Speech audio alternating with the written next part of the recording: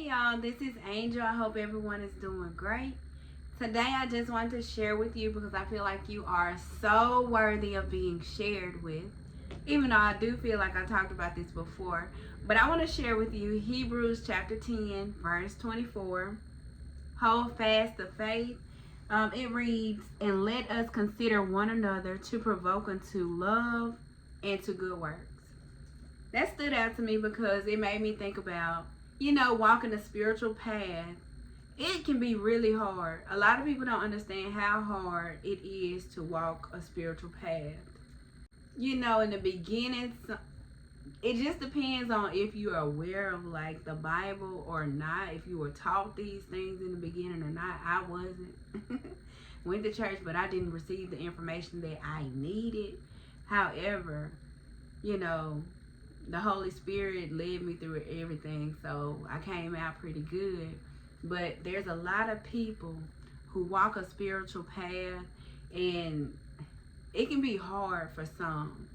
And you have to understand that the path that you're walking on is because God trusts you, and He has already fully equipped you to walk that path. So it's not meant for you to shy away in fear. You can't be fearful. You have to be bold. You have to be bold enough to have faith and trust that God got your back. Because He does. He does. Your steps has already been ordered. As long as you keep your eyes on God and keep your faith, everything will be fine for you. And you have to also understand that God knows what He put in you. Everything you have been through this far, it has only been training you to overcome different obstacles in life. What they say, to whom much is given, much is required. It's true. But you're fully equipped, so you can handle that. You can't do it by yourself. You have to be spirit-led. But with that and your purpose, you can't be fearful. You can't just give up on people. You have to really walk by faith and not by sight. Because I know on my spiritual journey, before I started on my spiritual journey, not knowing it was a spiritual journey at first, I had already pulled away from people because I saw how things were going in the world, and it was like, what's the point? So I just pretty much kept to myself. It was only like a few people I would deal with. If I dealt with you, you were and somebody I considered to be close, but everybody I dealt with turned on me, so I didn't pull away enough at that time. But even with that, it makes you feel like, I don't want to deal with people. People act weird. People hate you for nothing these days. There's something in the water, and I don't want that water. I keep that water away from me. I don't want it. And I don't want to deal with anybody who drinks that water. It's like that.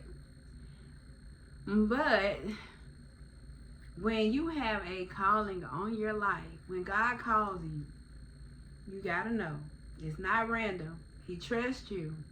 Whatever He put in you, He trusts you with it. And that means you're fully equipped to walk this path.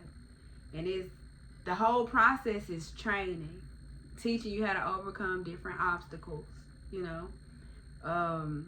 teaching you how to be strategic in everything. Like, your steps are ordered.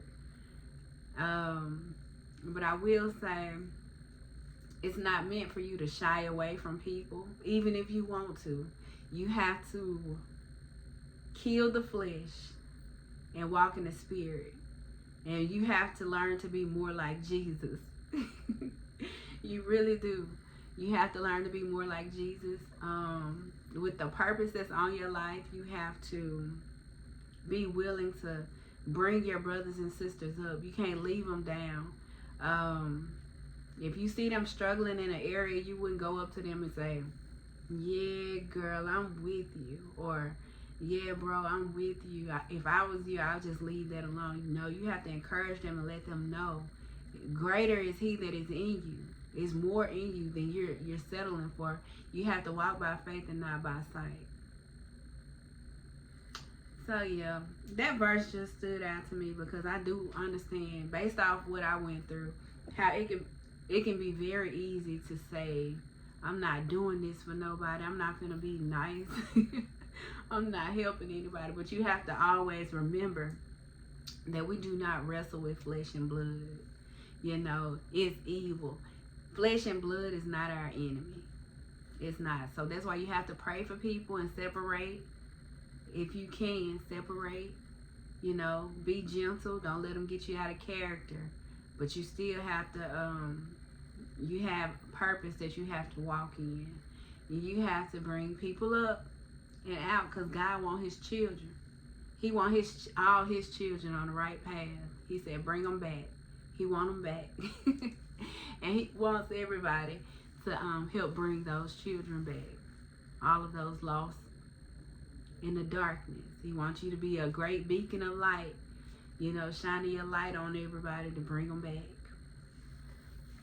But I just wanted to share that with y'all because I was, you know, it just stood out to me because I was just thinking about how I was. Like I said, I pulled back before my spiritual journey. So you can imagine how I was, you know, on my spiritual journey. Like, if I pulled back before, I'm really, I'm back. And I'm not trying to go forward with nobody. Like, I'm good by myself.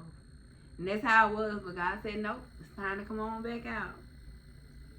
He put something in me, so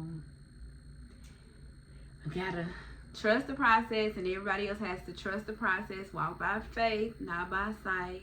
Do not take your eyes off God. You're vulnerable if you do. Don't do it, because then you'll be spiraling and doing everything the enemy wants you to do. So I encourage you to keep walking with the Lord. And on that note, y'all take care, be blessed, and know that you are loved because God is love, and I love you too.